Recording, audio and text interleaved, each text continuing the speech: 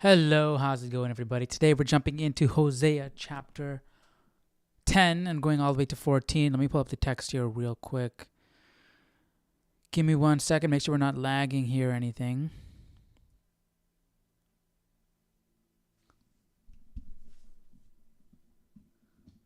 In the meantime, you guys can get your Bibles out. All right, here we go. All right, we're not lagging. Perfect. We got the text up. Everything's done. Okay. So we're jumping into chapter 10 today, and pretty much we're covering the judgment. We're going to aim to finish up Hosea today. So we've covered the judgment numerous times. So it looks like we're going over it pretty fast, looks like. From the judgment in Jerusalem, the Israelites being taken over to Babylon as captives, the restoration of the people back in their homeland again. Looks like we're going to cover that all today. We'll try to cover that all today. So right now, without further ado, let's jump into Hosea chapter 10. Let me get the volume up. All right, let's get started.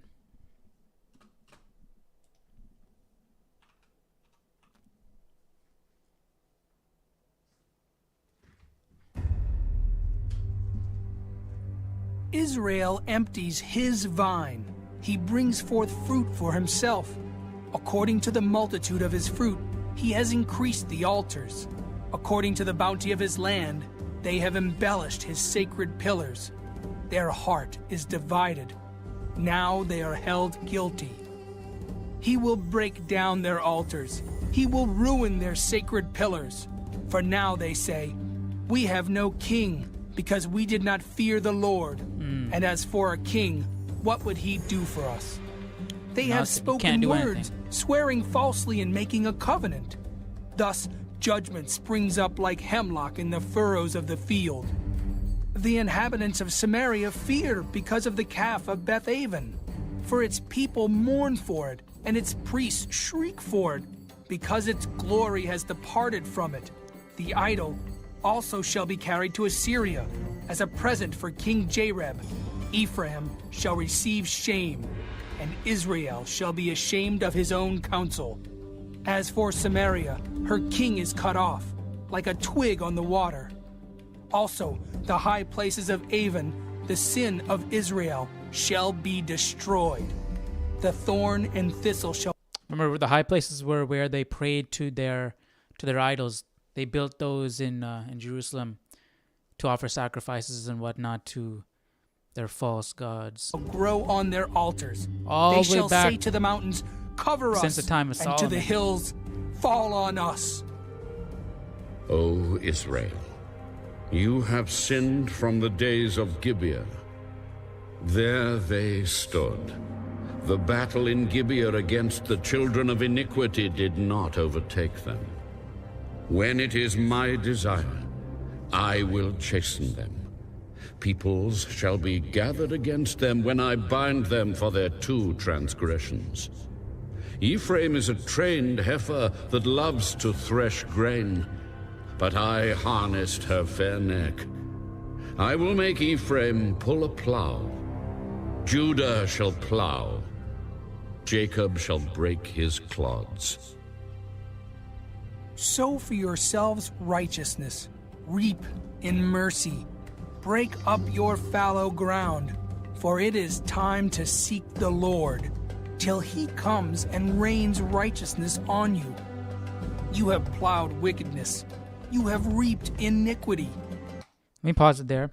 So, pull a plow. Israel's rebellious spirit necessitated harsh treatment compared to her. Compared. Wait. What is it saying? Israel's rebellious spirit necessitated harsh treatment, compared here to a farmer binding his calf to the yoke and forcing it to do harsh labor. Threshing in this context refers to Israel's service to the Lord.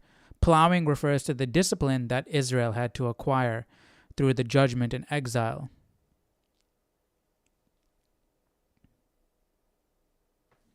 But is there any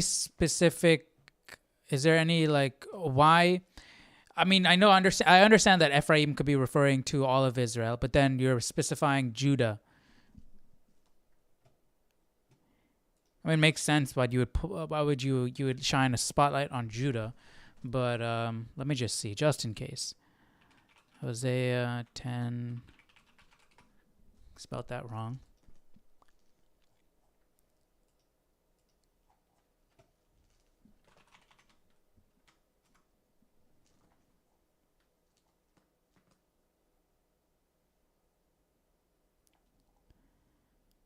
They didn't touch on it here either. I will make Ephraim pull a plow. Judah shall plow. Jacob shall break his clods. What are clods, anyways? A lump or chunk, especially of earth or clay. Okay, so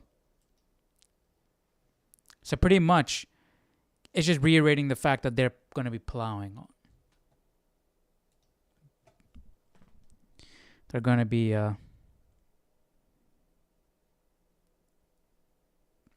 right, they're going through harsh treatment. That's what it means, right? Compared here to a farmer binding his calf to the yoke and forcing it to do hard labor. Up your fallow ground, for it is time to seek the Lord, till he comes and rains righteousness on you. You have plowed wickedness. You have reaped iniquity. You have eaten the fruit of lies. Because you trusted in your own way, in the multitude of your mighty men. Therefore tumult shall arise among your people, and all your fortresses shall be plundered, as Shalman plundered Beth Arbel in the day of battle, a mother dashed in pieces upon her children. Thus it shall be done to you, O Bethel, because of your great wickedness. At dawn, the king of Israel shall be cut off utterly. Dang.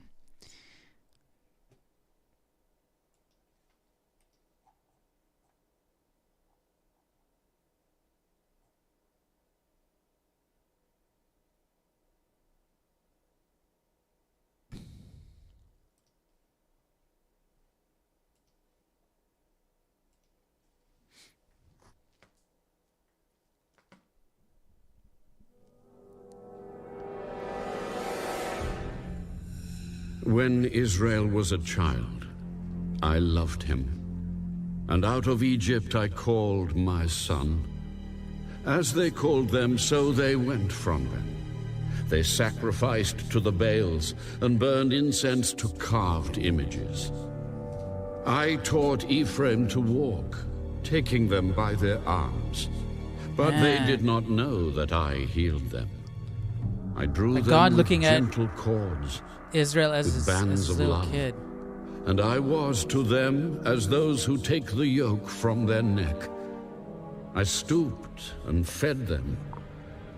He shall not return to the land of Egypt, but the Assyrian shall be his king, because they refused to repent.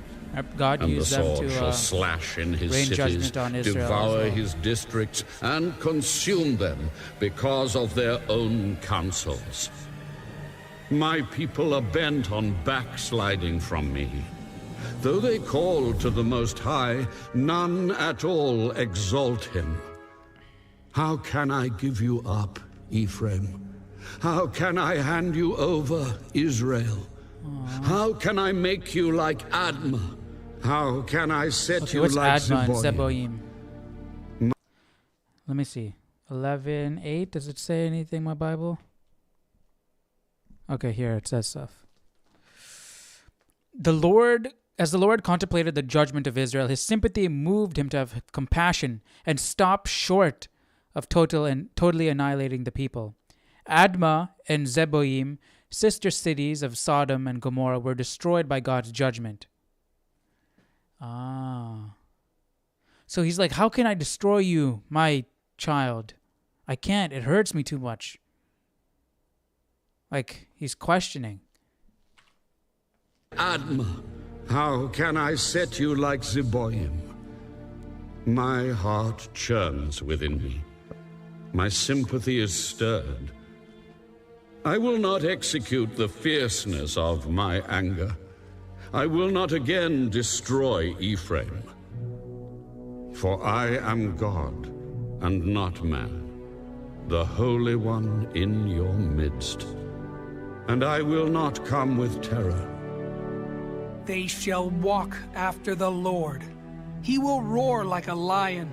When he roars, then his sons shall come trembling from the west. They shall come trembling like a bird from Egypt, like a dove from the land of Assyria. And I will let them dwell in their houses. Ephraim has encircled me with lies, and the house of Israel with deceit. But Judah still walks with God, even with the Holy One who is faithful.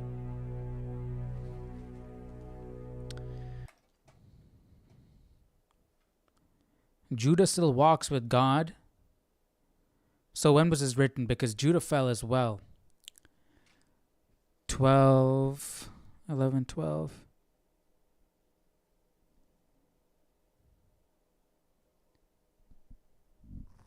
It's not saying anything. Let me pull up this commentary and see.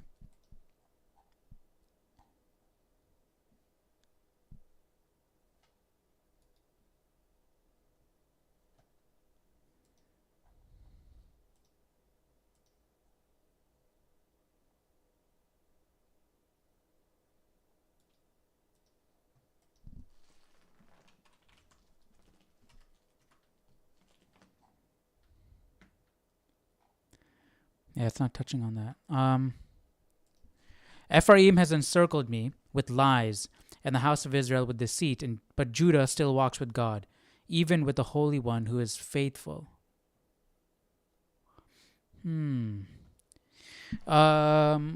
Assyria, was it Syria? Or it was Assyria, right? Assyria siege on Jerusalem. Right, okay. But it was on Jerusalem, so that's in Judah. And this was used as...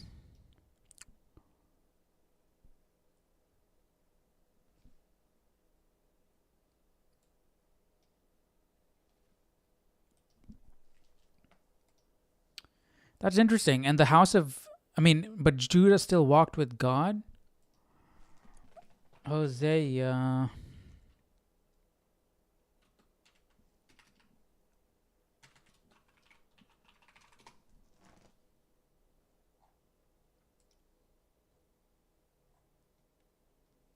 It's 12, right? Yeah.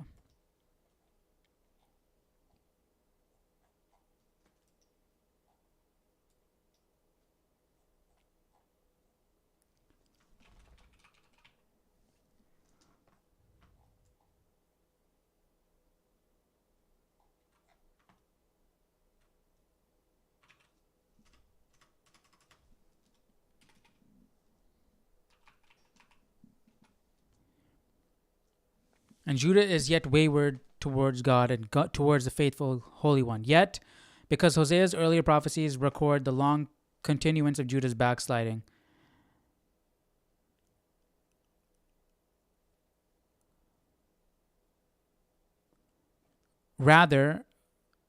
and Judah is yet wayward towards God and toward the faithful Holy One. Yet, because Hosea's earlier prophecies record the long continuance of Judah's backsliding.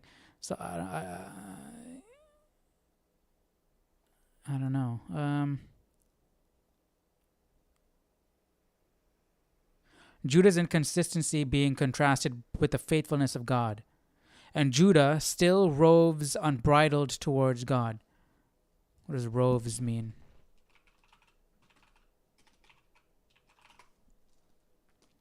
Third person singular, simple, present. Okay, yeah, that helps a lot. To wander about without definite destination. But it's in the right direction. But Judah yet ruleth with God. Judah kept close to that kingly government which God had settled in the David's family, and faithfully observed those ordinances which God had given to his people. Yeah, but still at this time?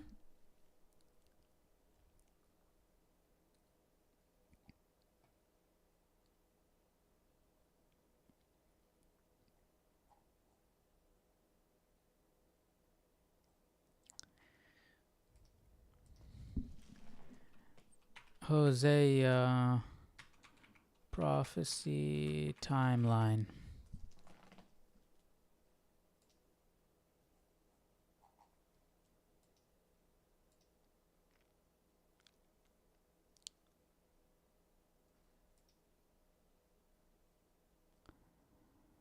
Micah, Hosea. So they split. Isaiah. Oh, so was Isaiah that other picture that we saw? Isaiah. It said Isaiah was prophet before. After. Okay, so this one is saying that as well. Hosea and then Isaiah.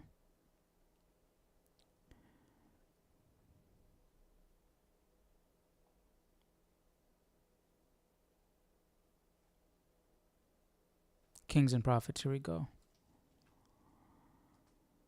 Where's Hosea?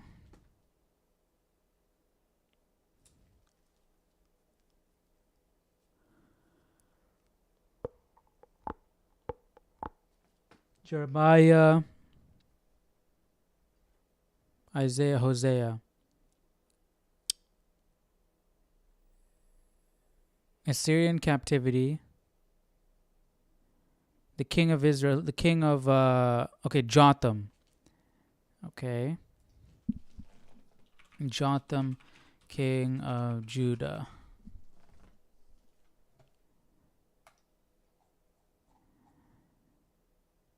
He did what was right in the eyes of the Lord, just as his father Uzziah had done.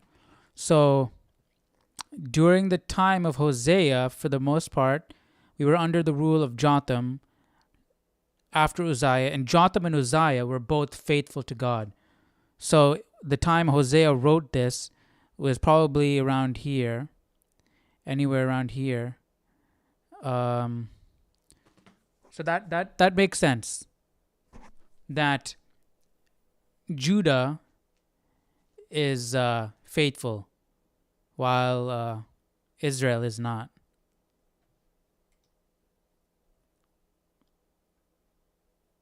At this point in time still.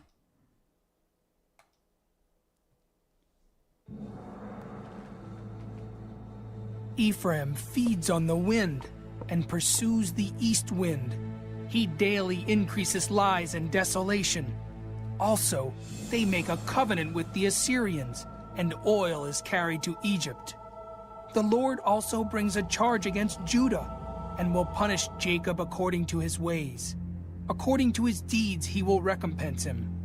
He took his brother by the heel in the womb, and in his strength he struggled with God. Yes, he struggled with the angel and prevailed. He wept and sought favor from him. He found him in Bethel, and there he spoke to us. That is, the Lord God of hosts. The Lord is his memorable name. So you, by the help of your God, return, observe mercy and justice, and wait on your God continually. A cunning Canaanite, deceitful scales are in his hand.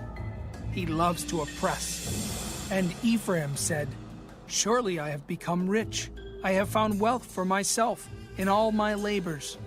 They shall find in me no iniquity that is sin.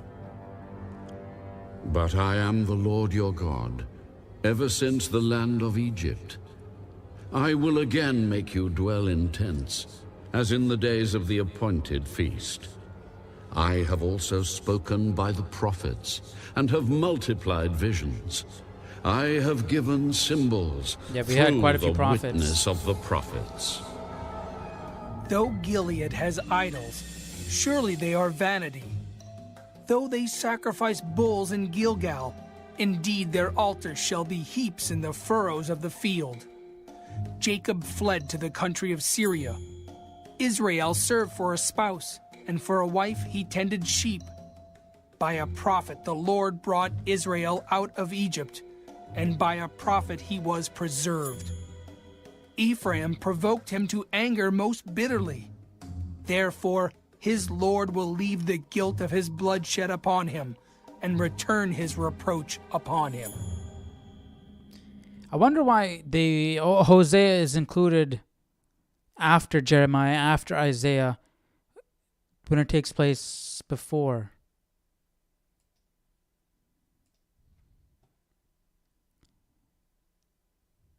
Maybe because Jeremiah and Isaiah give a more full account of the actual events.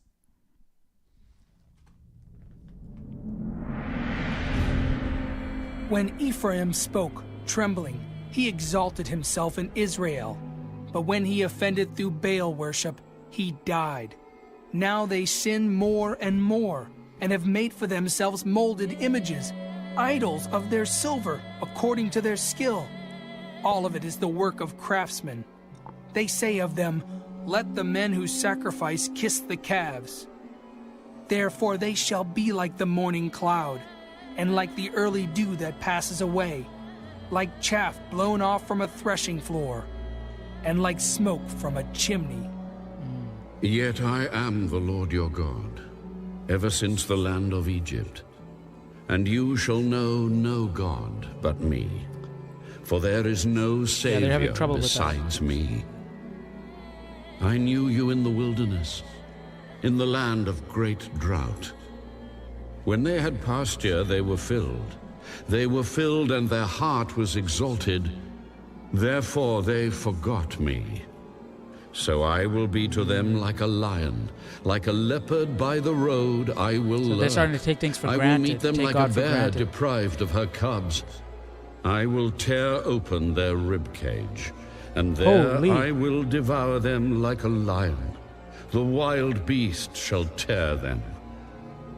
O Israel, you are destroyed, but your help is from me. I will be your king. Where is any other that he may save you in all your cities? And your judges, to whom you said, "Give me a king and princes." I gave you a king in my anger, and took him away in my wrath. The iniquity of Ephraim is bound up. His sin is stored up. The sorrows of a woman in childbirth shall come upon him.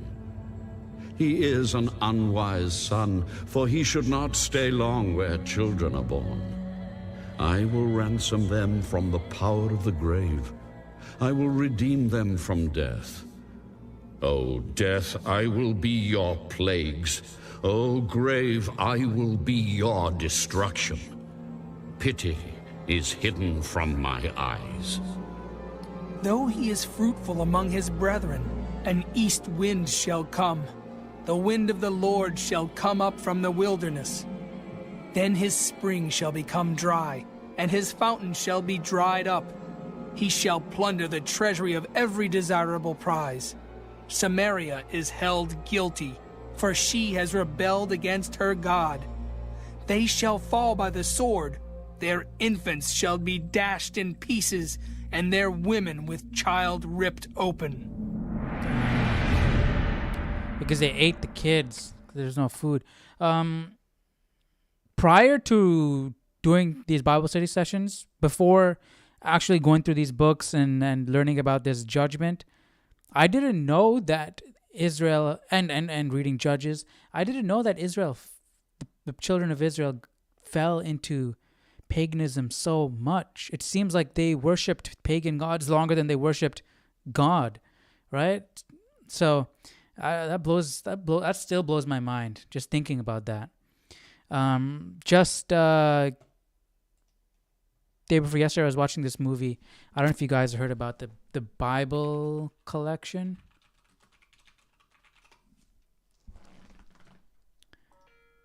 This, right? They have this is actually a really good. He's a really good Jesus. But I was watching this one, Jeremiah, and that was the first time I saw a movie about Jeremiah, and it goes into like him prophesying and all that stuff, seeing the pagan practices and selling of idols and stuff within, like right there in his hometown, So it was just wild to think about. Because these are, God's chosen people. And they fell so far to pray to false idols. It's just hard, it's just crazy to wrap your head around.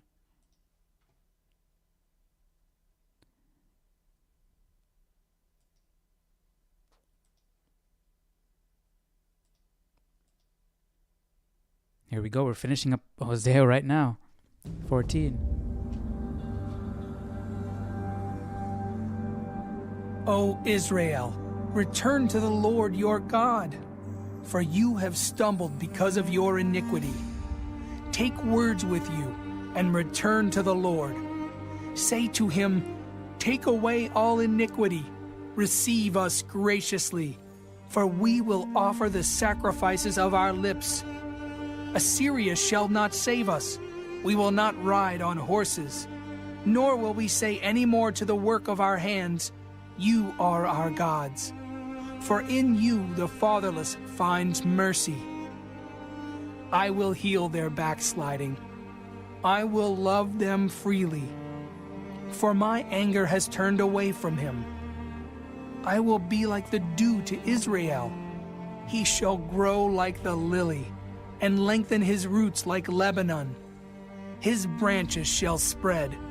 His beauty shall be like an olive tree, and his fragrance like Lebanon. Those who dwell under his shadow shall return. They shall be revived like grain, and grow like a vine. Their scent shall be like the wine of Lebanon. Ephraim shall say, what have I to do any more with idols? I have heard and observed him.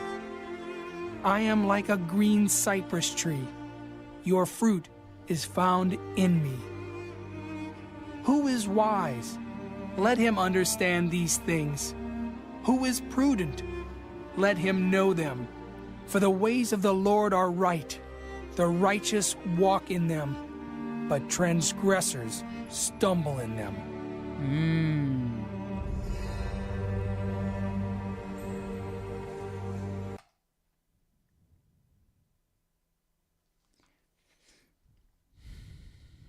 That's it. We just finished. Let me read this here, actually. I want to read this. We finished Hosea, but I want to read this. My Bible has this little section called Back to Baal. By Hosea's time, Baalism had captured the minds and hearts of many Israelites. Baal was the most important deity in the Canaanite pantheon. Baal's followers believed that his blessing guaranteed the continuation of human life and the preservation of social order. As a fertility deity, Baal was the provider of children, a prized possession in the culture of the ancient Middle East. Oh, okay, so that's why they sacrificed children. Because he provided the children. Did they sacrifice children to Baal, or did they sacrifice children to Molech?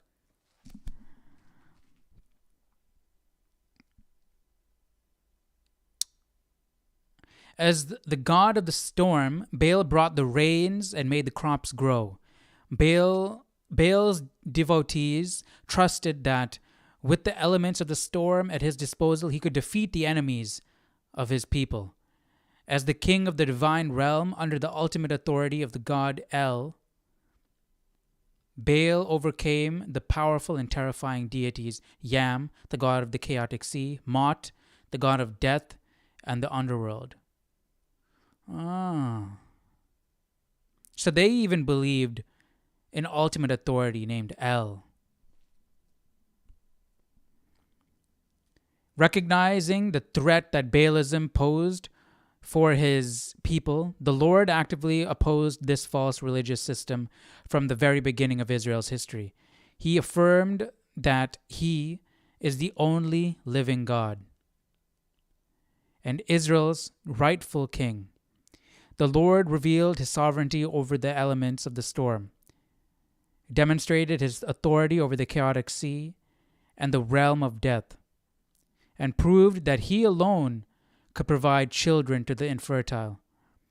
This attack on Baalism climaxed at Mount Carmel, where the Lord hurled a fiery lightning bolt down from heaven to demonstrate beyond a shadow of a doubt that he is a living God. In contrast, Baal's prophets with their frenzied mourning rites could not provoke any response. When Jehu later purged the kingdom of Baalism, the Lord's victory seemed complete. However, less than a century later, Baalism had resurfaced as the religion of the people, forcing the Lord to confront Israel through Hosea the prophet. How are we to explain Baalism's success? The Lord demanded obedience to strict moral and ethical standards as a basis for blessing. In stark contrast, Baalism appealed to the sensual nature. Baal's favor was gained through sympathetic magic in the form of ritual prostitution. Through these rites, young men and women supposedly could gain Baal's favor and ensure their ability to produce and bear children. Because of Baalism's attractions to the base side of human nature, it persisted in Israel. So it was honestly, these are man-made religions, okay?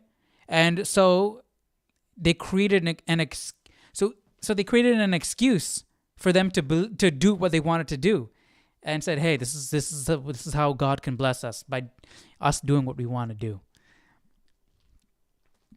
Or, as we talked about earlier, maybe they're fallen angels, they're demons, these false gods, and they're leading the people astray by tempting them, leading them away from God.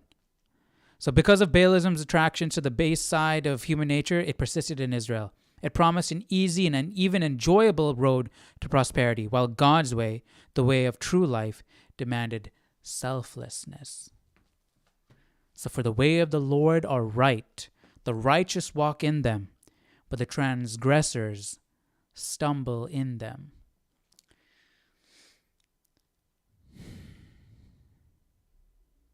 It's hard to be selfless. It's hard to walk the straight and narrow. I don't know if you guys have seen, I talked about this earlier, I think it's called the Pilgrim's Parable? The Pilgrim's Progress? Yeah. It's a book, and they made it. There's a little movie on Amazon. It's like it's a metaphor for that, walking the straight and narrow, getting to heaven. It's nice. You should check. You can check it out. It's on Amazon. Yeah, it's tough to walk the straight and narrow, but you just have to be persistent. And you know that's the right way to walk. So just walk that way, Don't look left or right. We talked about it in Ezekiel, how the living creatures that Ezekiel saw, they didn't divert direction. They didn't veer left. They didn't veer right. They walked forward with purpose. So that's how we have to try to be. We shouldn't get distracted. We know the direction to go in. We should go in it. And it's hard. It's very, very, very simple. But simple things can be hard. It can be difficult, right? So little baby steps, I guess. One little baby step at a time. So that's it for Hosea. We just finished 10 to 14. Tomorrow, we're jumping into the book of Joel. All right. Hope you guys enjoyed today's Bible reading. I'll see you guys tomorrow for Joel, the book of Joel. We're moving pretty fast now. We finished Daniel. We finished Daniel. Daniel, we kept postponing chapter by chapter each day because all those prophecies and visions took a little while. But it was a relatively short book, and Hosea was also short and simple. So we got through Hosea pretty fast. So tomorrow we'll jump into Joel. Hope you guys have a great rest of your day, and I'll see you tomorrow. All right, take care. Bye-bye.